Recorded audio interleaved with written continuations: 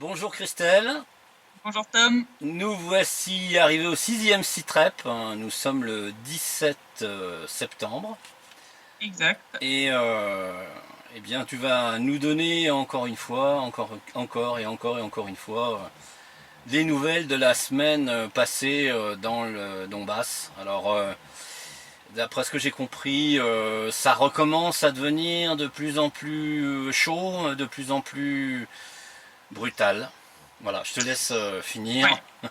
sur le sujet. Donc, durant la semaine écoulée, pour donner une petite idée effectivement de l'aggravation de la situation, l'armée ukrainienne a violé quasiment 1700 fois le cessez-le-feu, 1699 très exactement, dont 1157 fois avec des armes lourdes interdites par les accords de Minsk, soit environ 68% des bombardements. Eh ben, tant qu'à faire, hein. Voilà. Hier a été un jour relativement calme, avec seulement 53 violations du cessez-le-feu, dont 13 obus de mortier de 82 mm et 120 mm, tombés sur Gorlovka, Zaïtseva et Yassinovataya, qui sont donc au nord de Donetsk, Petrovski, donc qui est le quartier ouest, l'aéroport et la localité de Sakhanka dans le sud de la République populaire de Donetsk. Donc il faut signaler qu'un nouveau cessez-le-feu a été déclaré unilatéralement par la République populaire de Donetsk et la République populaire de Lugansk, qui a commencé le 15 septembre à minuit. D'accord. Mais bon, dès la veille de ce cessez-le-feu annoncé, l'Ukraine de nouveau tenté de percer les lignes de défense de la RPD près d'Avdiivka, donc en face de Yassinovataya. D'accord. Ils se sont fait repousser à l'arme légère, mais ils ont fait un mort dans nos rangs. Et ils ont tenté d'infiltrer un groupe de sabotage reconnaissance à Zaïtseva, dont l'objectif était de bombarder des civils se trouvant sur le point de passage de la ligne de front, afin d'en accuser ensuite les forces armées de la République populaire de Donetsk. Forcément. On continue dans les méthodes terroristes, Les false flags, hein, aussi. les false flags, enfin voilà, hein, donc on voit un peu le genre de technique. Ça s'est soldé par un désastre pour eux. Ils ont eu 10 morts et 15 blessés. Voilà. D'accord. Ils ont payé très très cher. Ça ne leur sert pas de leçon, hein. Non, parce qu'ils continuent, ils continuent les débilités. Pourquoi s'arrêter en si bon chemin, hein? Pourquoi ne pas garder une équipe qui perd, hein? Ça devrait être la nouvelle règle Made in Ukraine. Ça doit être ça, oui. Ces bombardements tout au long de la semaine ont endommagé 73 habitations et infrastructures, entre autres beaucoup de lignes électriques. Il y a eu un certain nombre de foyers à Zaïtseva, entre autres Gorlovka, Yassinovataya, qui se sont retrouvés sans électricité suite à ces bombardements. Ils ont fait aussi donc en tout 4 morts parmi les soldats de la République populaire de Donetsk. Ouais. Pour un cessez-le-feu, on repassera. Et 9 blessés, dont 7 civils, incluant 2 enfants et un journaliste de Newsfront, donc un de nos collègues d'une agence avec laquelle on travaille beaucoup, Maxime, qui a été touché à l'aéroport. Qui a reçu des blessures de shrapnel au torse, au visage et dans le cou. Ses jours ne sont pas en danger, mais il est toujours à l'hôpital. Ça fait mal, ça, hein. Le torse, en général, ça fait pas des... Puis surtout le visage. Il a beaucoup pris au niveau du visage et du cou. Il a la tête complètement enturbanée, le pauvre. Voilà. Ouais. Il est vraiment... il a pris. Donc, il était venu d'ailleurs à l'aéroport pour... faire un reportage sur le nouveau cessez-le-feu. Ouais. Ah bah, là, Voilà. là, il va pouvoir en parler avec force, détail et preuve à l'appui, hein, comme on dit. Hein. Voilà. Là, effectivement, l'Ukraine a offert de superbes preuves de la façon dont elle respecte un cessez-le-feu. Là, elle pourra difficilement prétendre le contraire. Hein. Ouais. Là, effectivement, vraiment, si vous voulez prouver qu'ils étaient de bonne foi, là, c'était pas la bonne méthode. Pas vraiment. Ouais. Donc on continue de nouveau dans l'escalade, malgré les cessez-le-feu successifs, malgré toutes les tentatives, aussi bien de la Russie que même de l'Europe, hein, de demander à Kiev de mettre en œuvre les accords de Minsk et de respecter le cessez-le-feu, on est toujours au même point. Ben, mollement, hein, concernant les Européens, ce sont des exigences qui sont assez molles, hein, quand on voit le... Oui, parce qu'il n'y a pas de punition pour le fait que l'Ukraine ne respecte pas ses engagements. Donc, Ouais. bon, c'est très joli de dire c'est pas bien, mais enfin, si à un moment il n'y a pas de mesures coercitives, effectivement, je vois pas bien à quoi ça va mener. Mais bon. Ouais. Pas de mesures coercitives non plus sur le fait que l'Ukraine, dans ses méthodes terroristes, continue d'utiliser des moyens plus ignobles les uns que les autres. La dernière en date étant que les forces de l'ordre de la RPD ont découvert un groupe de saboteurs un petit peu particulier. À savoir que l'Ukraine avait recruté, à force d'argent et surtout de menaces et de pressions diverses, un groupe d'adolescents, des mineurs, hein, donc, des gamins de moins de 18 ans, hein, qui ont endommagé des véhicules militaires et fait sauter la ligne de chemin de fer à Yassino-Vataya il y a quelques mois. Le groupe a été arrêté. Ces jeunes risquent très gros, hein, parce que là, c'est des charges de haute trahison, hein, qui sont retenues contre eux. Ouais. En situation de guerre, en pleine loi martiale, voilà. Ils risquent bien plus que quelques années de prison.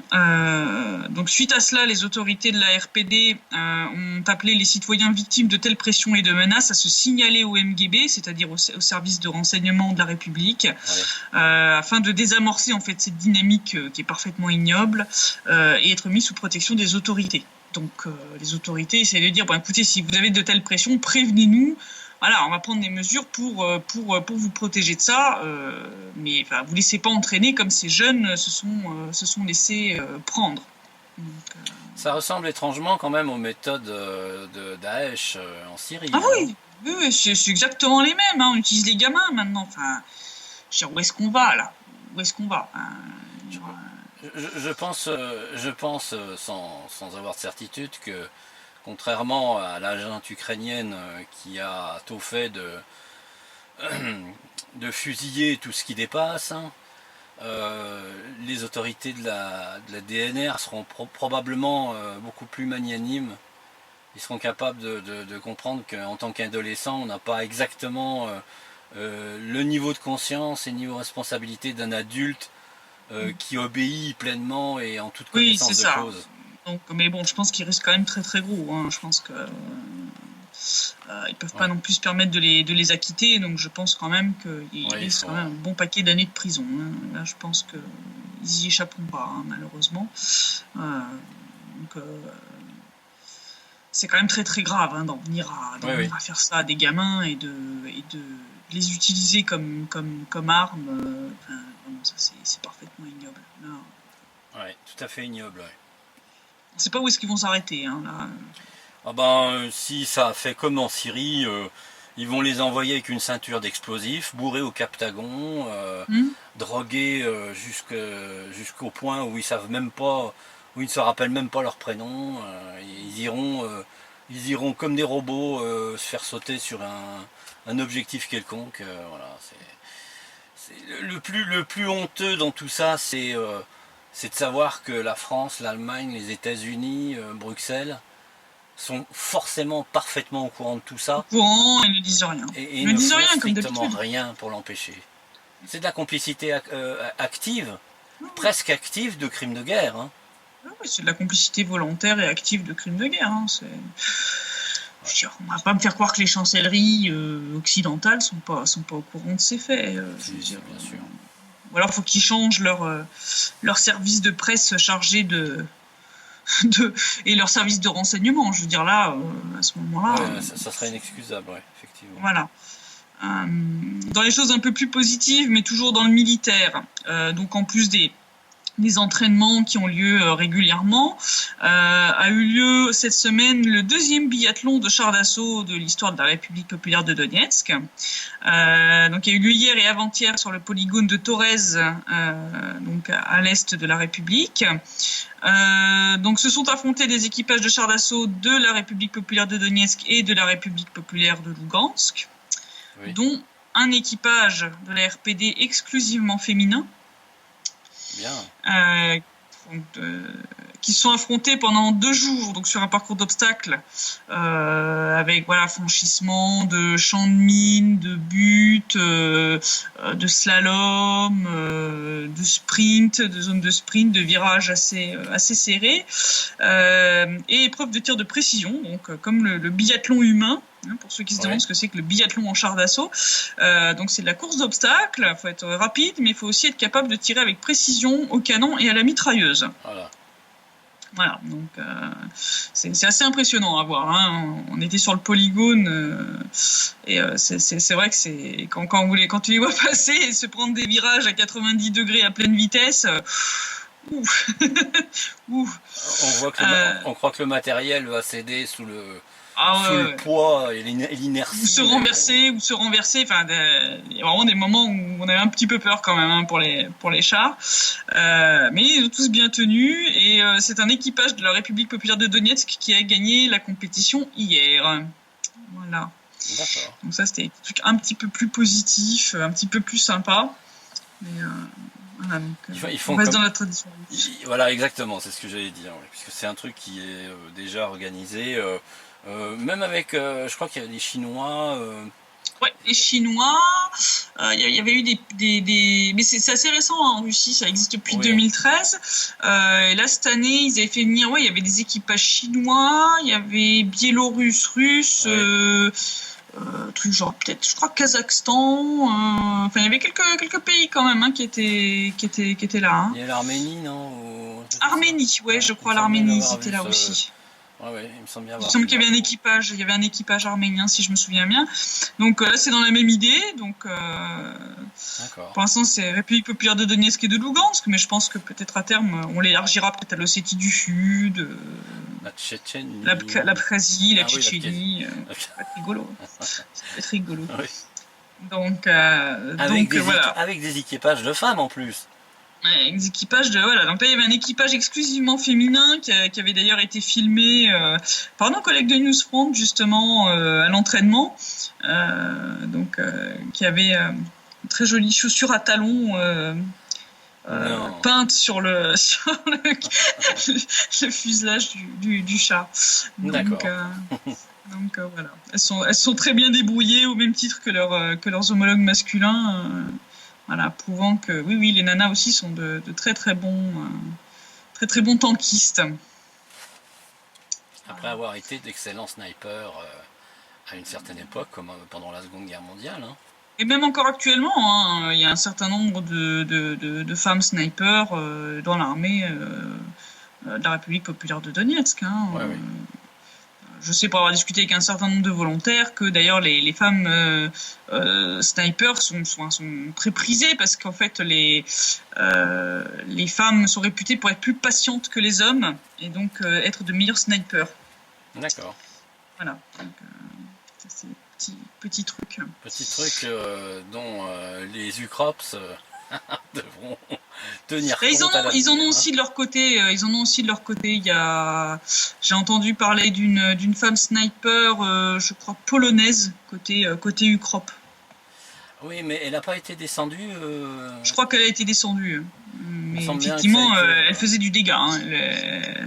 Elle était douée. Donc, pour tuer ça. Donc les nanas à la guerre, faut se méfier, ça peut être dangereux.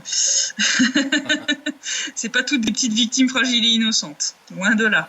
Surtout ici. Tout ce qui est, on va dire maintenant, politique accord de Minsk, mais surtout politique. Donc le processus des primaires se poursuit, puisque Kiev refuse toujours de faire passer les lois qui permettront aux élections d'avoir lieu. Les républiques populaires continuent, elles, d'organiser le processus en parallèle. Donc on devrait avoir demain la liste finale des candidats qui sont validés suite au processus qu'on avait décrit la dernière fois. Bon, il y en a qui ont été refusés parce que leur dossier était incomplet ou ça n'allait pas. Donc on aura demain la liste définitive de ceux qui pourront être potentiellement élus. Donc le vote aura lieu le 2 octobre, donc c'est bientôt.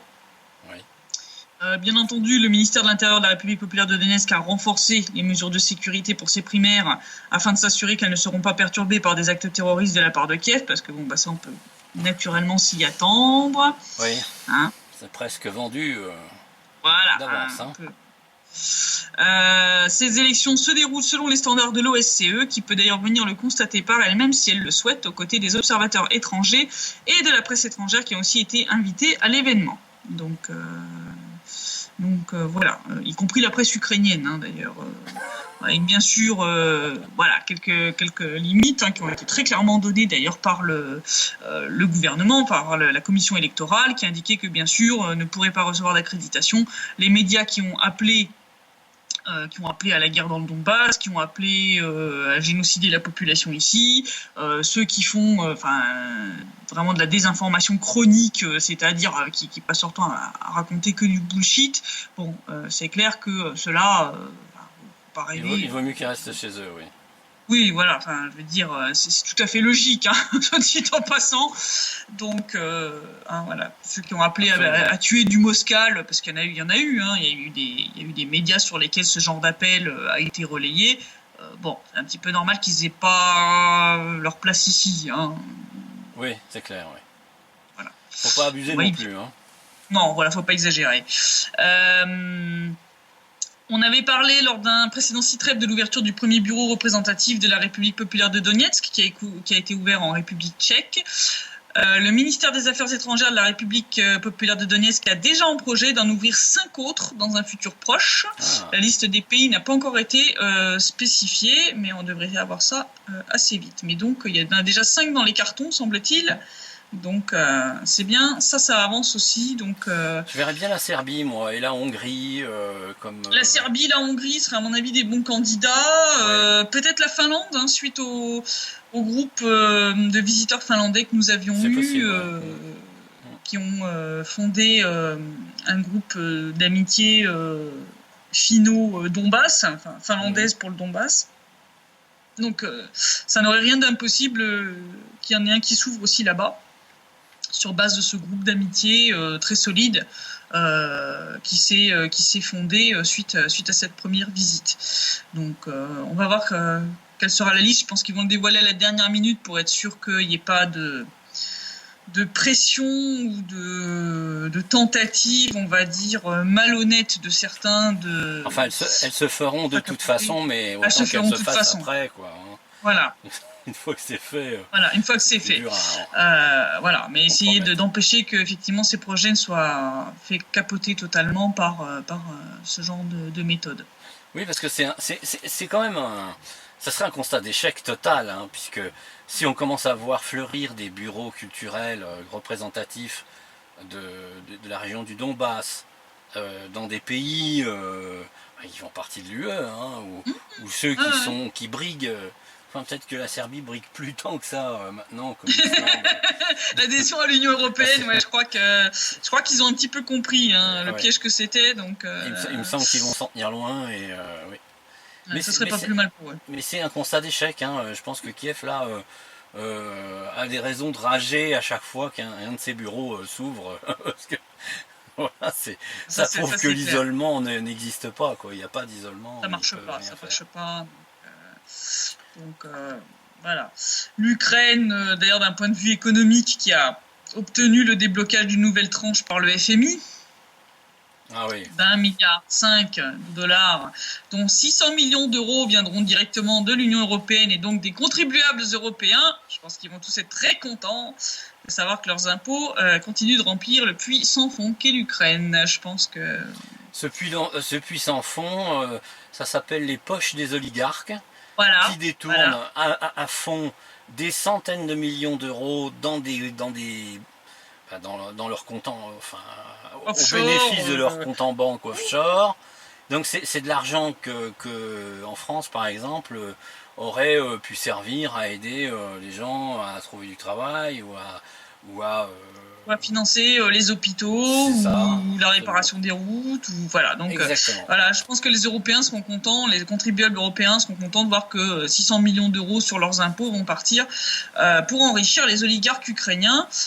Une aide d'ailleurs qui est versée en violation totale des règles du FMI, puisque je rappelle que normalement les statuts du FMI interdisent de prêter à un pays qui a peu de chances de rembourser ou qui est en défaut de paiement sur sa dette souveraine ou en guerre. Bon, je rappelle que l'Ukraine est les trois à la fois, donc il y a quasiment aucune chance de remboursement. Ils ont 3 milliards de dettes souveraines envers la Russie qu'ils n'ont toujours pas réglées et ils sont en guerre. Donc. Ouais.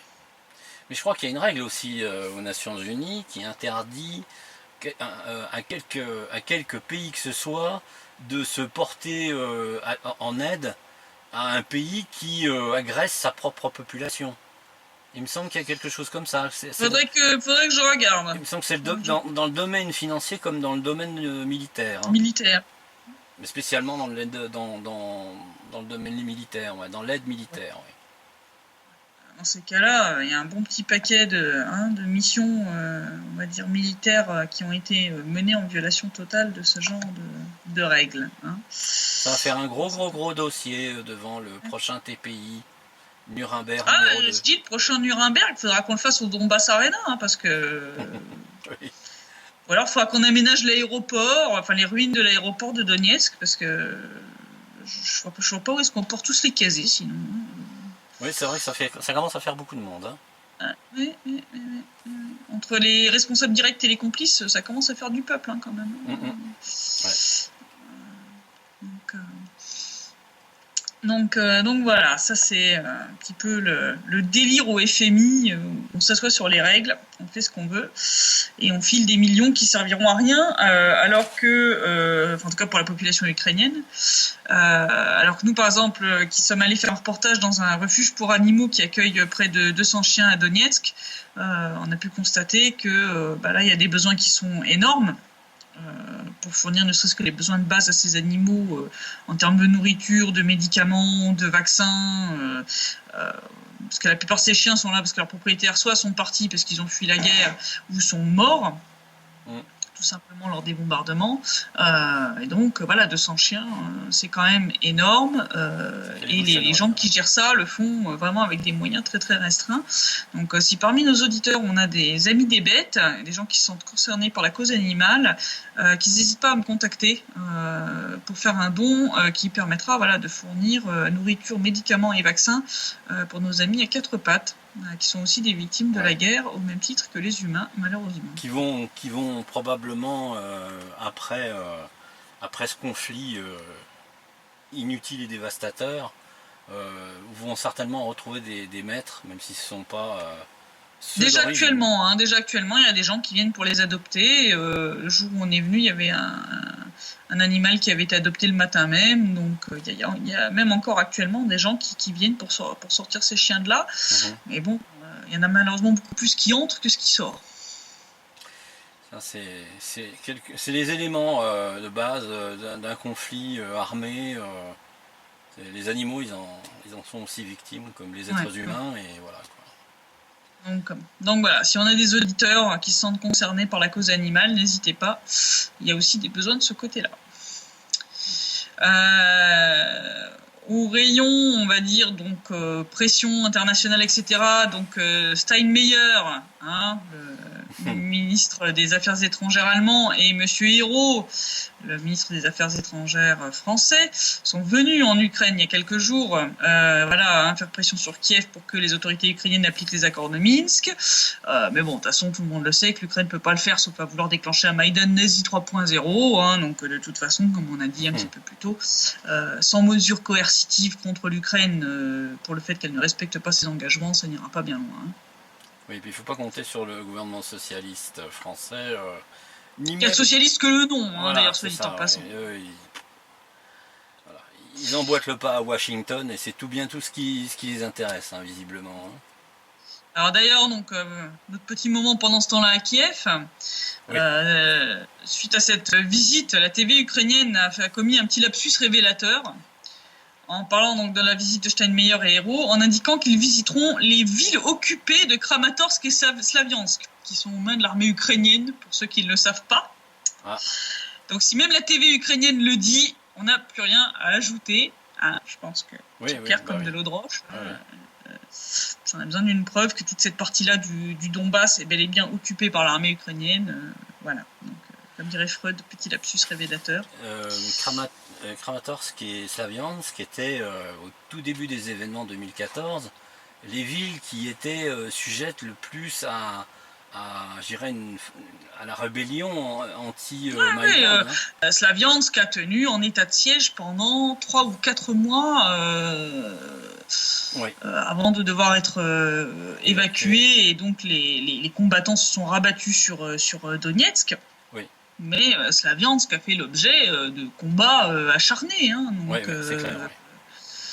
Donc oui, ça c'est clair que ce sont des villes qui ont souffert des combats extrêmement lourds pendant des mois. Il reste à espérer que, étant donné l'implication, je dirais, de Slaviansk et de Kramatorsk au tout début des événements, que Kiev n'ait pas décidé de se venger contre la population, parce que il faut craindre le pire le jour où ces deux villes-là seront de nouveau intégrées dans le Donbass, mais le Donbass libéré de la criminalité de la junte de Kiev. Il faut s'attendre à des charniers ou à des choses comme ça. Oui, ça on s'y attend vers ça et vers Mariupol surtout. Oui. Mariupol qui est, comme on disait lors du site-rep précédent, tenu fermement par les bataillons spéciaux, les bataillons nazis, qui font régner la terreur, et on sait d'ores et déjà qu'on va retrouver des charniers autour de Mariupol. Il y a des disparitions quasi quotidiennes de gens, on ne sait pas ce qu'ils deviennent. Et tous ces morts, tous ces assassinats ne seront pas uniquement que de la faute de la junte, mais ce sera la faute de tous les pays qui auront permis à la junte de maintenir une situation comme celle-là dans l'ex-est de l'Ukraine, tout simplement. Oui, et c'est pour ça que, comme tu disais, le Donbass Arena, je ne sais pas comment c'est, Donetsk Arena. C'est le Donbass Arena, Donbass Arena qui est l'énorme stade qui avait été construit pour l'Euro 2012. Je pense que c'est approprié niveau taille. Oui. Je pense qu'on ne pourra pas faire plus petit. Non. Je pense. Ça sera une nécessité de toute façon pour mettre un terme à l'impunité de ces criminels-là, quels qu'ils soient. Oui, puis de vacciner définitivement la communauté internationale contre le fait de couvrir ce genre d'horreur. Oui, absolument. Deuxième moment à Kiev, pendant ce temps-là à Kiev, à la TV ukrainienne toujours, il nous gâte cette semaine, on a eu un analyste politique qui a appelé à construire donc pas seulement un mur, mais des fortifications militaires tout le long de la frontière avec la Russie, mais aussi avec la Biélorussie. En disant que la Biélorussie aussi était une menace pour l'Ukraine. Donc voilà, la Biélorussie vient de rejoindre le côté obscur de la force qui menace la pauvre petite Ukraine. Voilà, on en pleurerait presque. Là, ça devient ridicule. Quand on voit les travaux, les premiers murs qui ont à peine commencé, qu'il y a déjà plus le pognon, la moitié du pognon a déjà disparu dans les poches des gouverneurs et des maires locaux, et il y a 3 fois rien qui a été fait. Enfin, bon, je proteste. Ce n'est pas un mur. C'est juste une espèce d'embroglio de barbelés qui tient à peine par terre. C'est du grillage de jardin de merde. Enfin bon. Voilà, c'est ça. Ouais. Ils ont facturé ça des millions. Et quand vous voyez le machin, il n'y a aucun véhicule blindé ne serait-ce que même inquiété de traverser un truc pareil. Non, ça c'est clair. Et le machin s'est interrompu à moitié puisque le pognon a disparu. Donc je raconte pas. Monter des fortifications militaires tout le long de la frontière russe et biélorusse. Je laisse imaginer le nombre de milliers de kilomètres que ça représente. Là, c'est du grand n'importe quoi. Oui. C'est du grand n'importe quoi. Voilà. Donc ça, c'était les deux petits Moment délirant, made in Kiev. Donc, j'ai dit qu'on en aurait toutes les semaines. Hein. J'en ai même 2, tu vois. Là. Les délires donc continuent à Kiev, y compris ceux qui sont par contre beaucoup moins drôles. Donc demain auront lieu les élections pour les élections législatives russes. Oui, oui, oui. Donc qui auront lieu en Russie et donc aussi en Crimée, donc ce qui crispe bien sûr les tensions entre l'Ukraine et la Russie. Et ça fait craindre d'ailleurs de nouveaux débordements en Ukraine, entre autres près de l'ambassade de Kiev et des consulats de Lvov, d'Odessa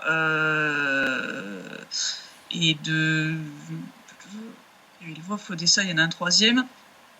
Donc, suite au fait que l'Ukraine a déclaré ne pas pouvoir assurer la sécurité de ces lieux. Donc, je rappelle que d'après la Convention de Vienne, c'est une obligation. Hein, ils n'ont pas à dire oui, on n'a pas envie ou on n'a pas envie. Hein, voilà.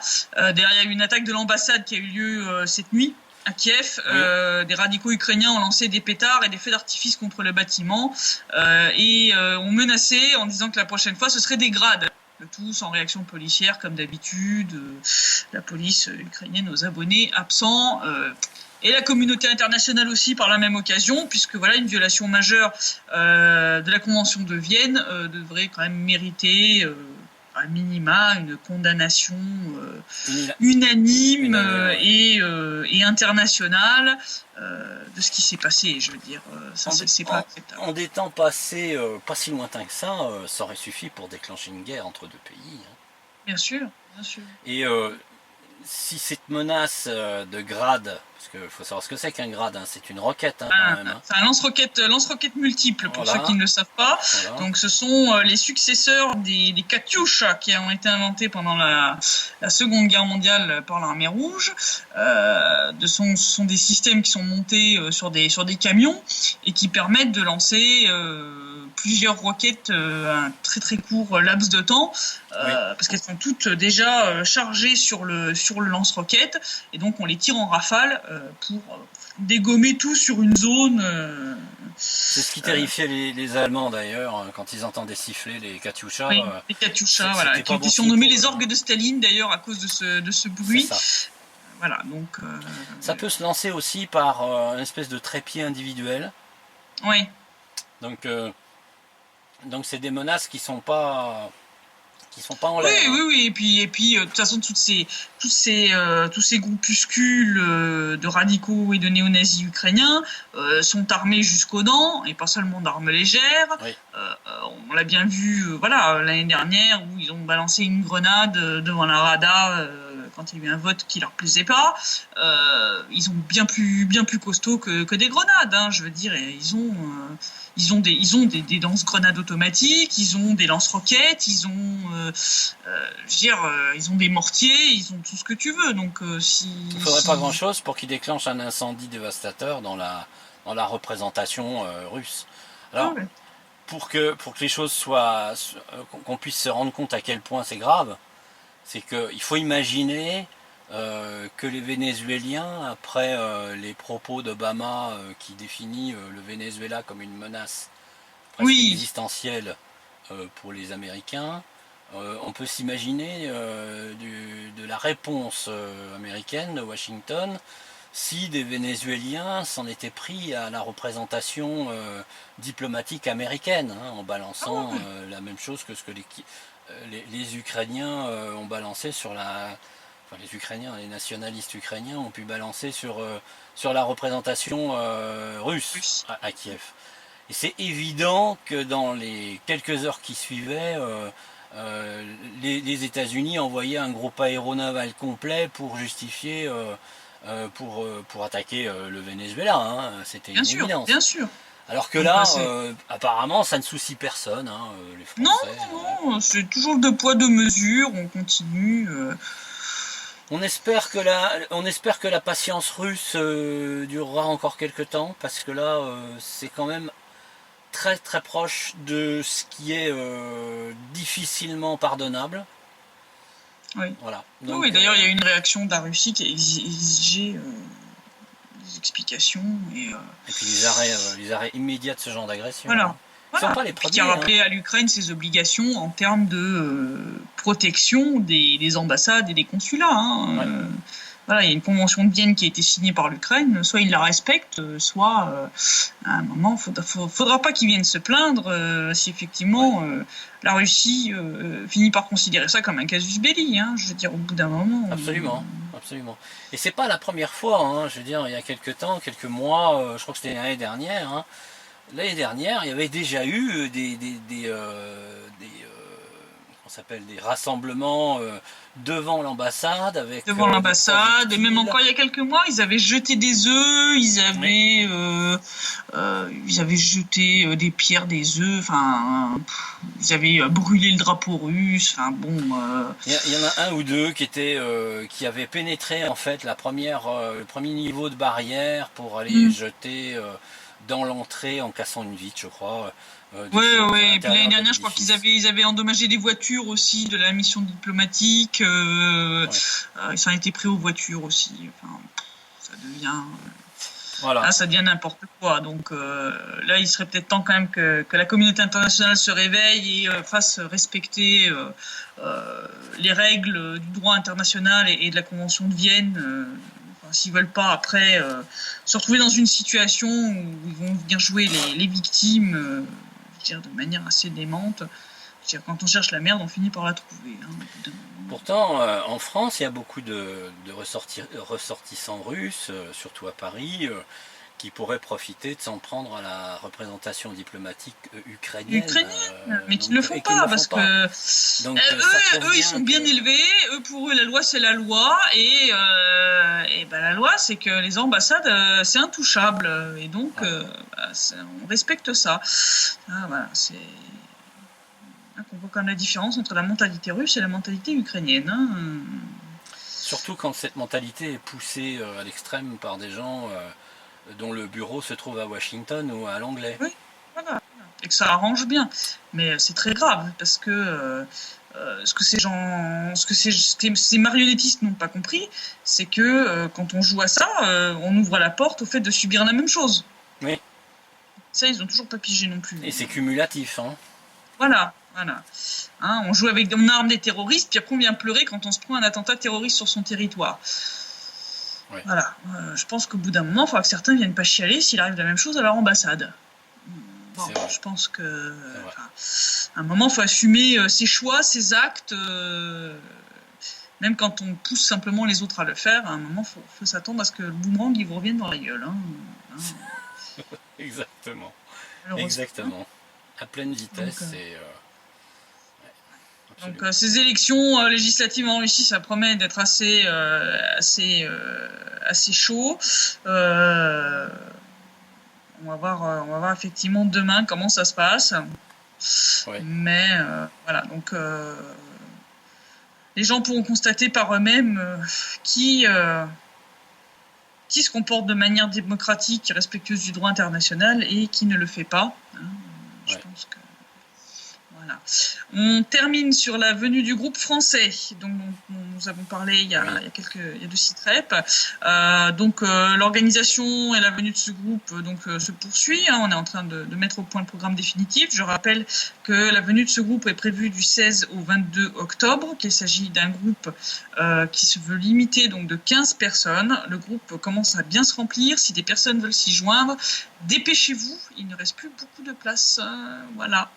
Donc si les personnes ont des questions, voilà, comment ça se passe l'organisation, tout ça, on refournira le lien et les gens peuvent me contacter par email pour me demander plus d'informations. Je répondrai avec plaisir le plus rapidement possible. Le lien pour les détails se trouve dans la description de la vidéo de ce CITREP, comme les précédents d'ailleurs. Hein. Comme les précédents. Mais donc voilà, ça se poursuit, le groupe est désormais confirmé. Donc ça aura bien lieu. Il y a déjà bon nombre de personnes qui ont déjà confirmé leur venue. Donc si vraiment il y en a qui sont intéressés, dépêchez-vous. Sinon, ça sera pour le prochain, certainement début 2017. Voilà. Suivant la situation. Suivant la situation, voilà, bien entendu, comme toujours. Suivant l'évolution du conflit. Ça, voilà. Nous sommes tributaires de l'évolution Oui. l'évolution de la situation. Comme toujours. Eh oui. Bien. Voilà. Merci Christelle, encore une De fois. rien. Et bonne semaine. Toujours prudence. Et puis pas d'hésitation si dans cette semaine quelque chose de particulièrement exceptionnel, ce qui était déjà le cas jusqu'à présent, venait à se produire, parce que à ce moment-là on fera une vidéo spéciale pour ça, parce que les événements ont l'air de revenir à l'état où elles étaient presque avant le cessez-le-feu. Oui, ça a pas duré longtemps, donc je pense que ça va dégénérer dans très très peu de temps. Comme on voit la situation en Syrie, où on va de cessez-le-feu en cessez-le-feu, et d'accord en accord, au final qui ne sont pas respectés. Donc au bout d'un moment, ça va aller à la déflagration. La question c'est quand, la question c'est comment, mais on voit bien que l'Ukraine cherche le prétexte, avec ses groupes de diversion, qu'elle pousse à bombarder les civils depuis des zones tenues par la République populaire de Donetsk pour mettre ces bombardements sur le dos de l'armée de la RPD. Donc on voit bien qu'ils cherchent un moyen de justifier sur le plan international cette offensive dont ils ont absolument besoin. Ouais. Donc la question c'est jusqu'à quand ça va tenir, jusqu'à quand on va réussir à les empêcher de mener ce genre d'action, et jusqu'au moment où ils trouveront soit la justificative, soit décideront que de toute façon ils n'ont plus d'autre choix et lanceront l'offensive coûte que coûte et vaille que vaille, quoi. Voilà, donc à ce moment-là, on fera une émission spéciale en dehors du CITREP pour avertir le monde francophone en tout cas, que malheureusement la date précise du début de ce qu'on aurait redouté de toute façon jusqu'à présent, et qui a fini par arriver. Voilà.